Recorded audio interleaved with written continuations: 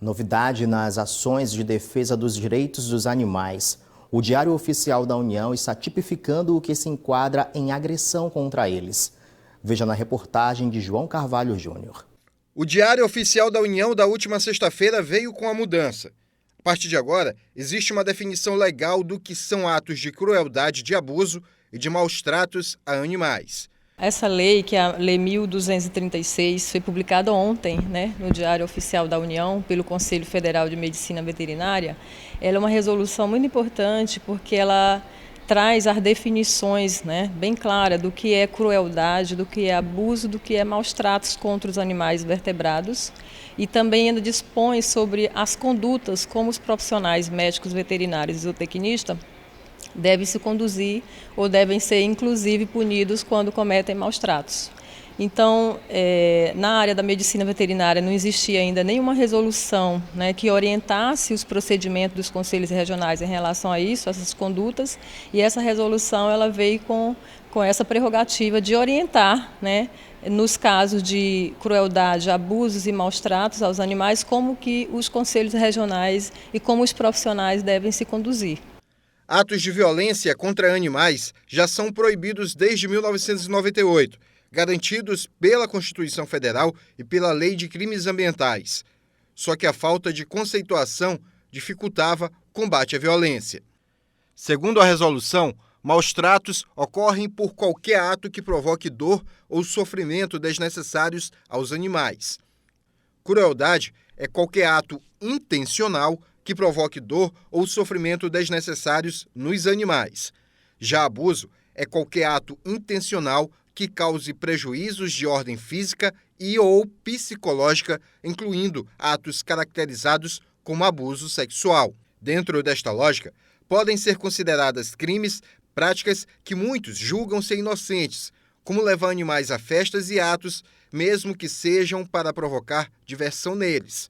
É que o animal fora do seu habitat, da sua zona de conforto, não se sente bem. Você submeter um animal de forma desnecessária a situações que não é habitual dele, por exemplo, você submeter um animal, ele está dentro de uma gaiola. O habitat natural, por exemplo, de uma ave silvestre é estar na natureza procurando, no ar livre, procurando a alimentação dela. Então você pega esse animal, coloca ele numa gaiola e vai criar ele numa residência, num apartamento. Então você está cerceando o direito de liberdade desse animal, se movimentar, o direito de ele estar num ambiente que é natural dele. Então isso também é maus tratos. A Tayane é voluntária na defesa dos animais há 5 anos. Há 3, mantém uma ONG que trabalha no resgate de cães, gatos e jumentos. Os gatos, por sinal, estão dentro da casa dela. Em quase 500 resgates que participou, Tayane presenciou muitas cenas lamentáveis. Desde a acomodação, um animal que aparentemente estava desnutrido, então ele não está, ele está sendo bem tratado. Nós chegamos lá e tinha comida. Então, assim, eles, de alguma forma, antes de proceder com uma denúncia, a gente sempre vai, Então, vai até o local, sempre tenta fazer o primeiro procedimento, que seria esse. Por isso, ela considera que a resolução é muito bem-vinda. Eu achei bastante satisfatória, só que sempre existe algo a ser melhorado, Então, não há nada bom que não possa ser melhorado. Alguns detalhes que podem ser acrescentados, inclusive no campo de observações que existe, mas eu creio que venha a completar muito esse trabalho. Agora é hora dos destaques do portal Guará.com. Ana Paula Brasil.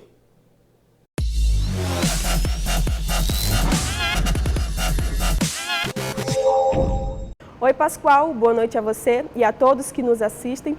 Olha, o principal destaque do portal Guará.com desta terça-feira é que possíveis mudanças no Estatuto do Desarmamento podem voltar à pauta da Câmara dos Deputados ainda neste ano. O tema divide opiniões e é uma das principais propostas do presidente eleito Jair Bolsonaro. Mais detalhes dessa notícia e você confere ainda outras no portal Guará.com. É com você, Pascoal.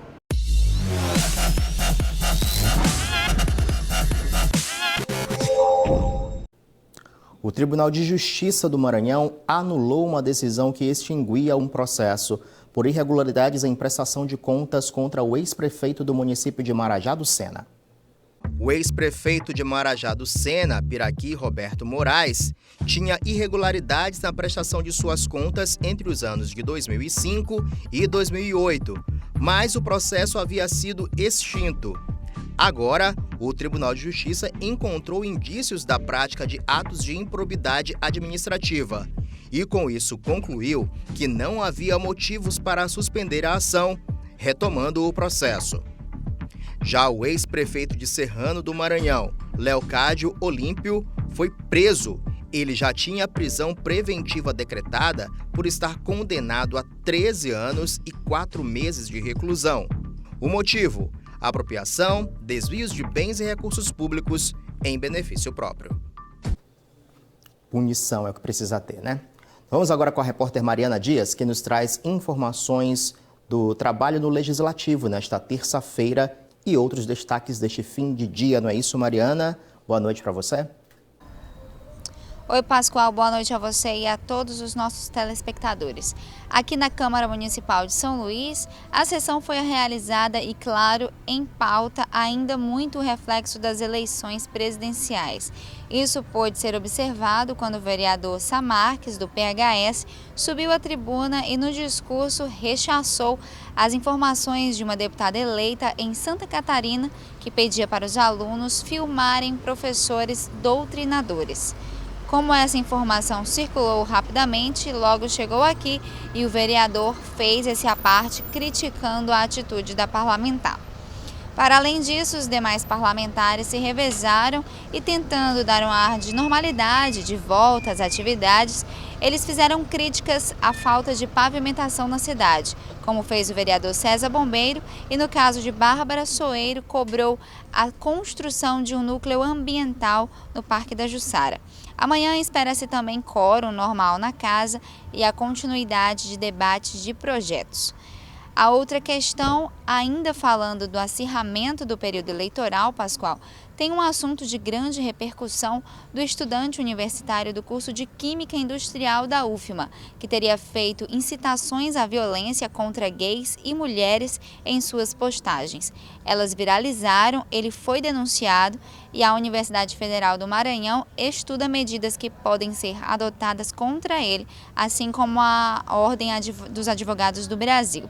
Mesmo o estudante já tendo pedido desculpas em sua rede social, a investigação deve continuar e nós também vamos continuar acompanhando esse caso. É isso então, hoje encerro a minha participação por aqui. Boa noite a você, até amanhã.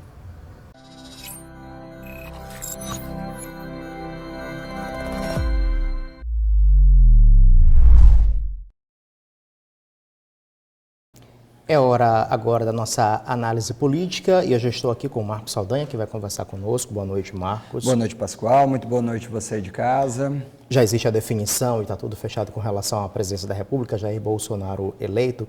A gente vem discutindo agora sempre os desdobramentos do que isso pode provocar.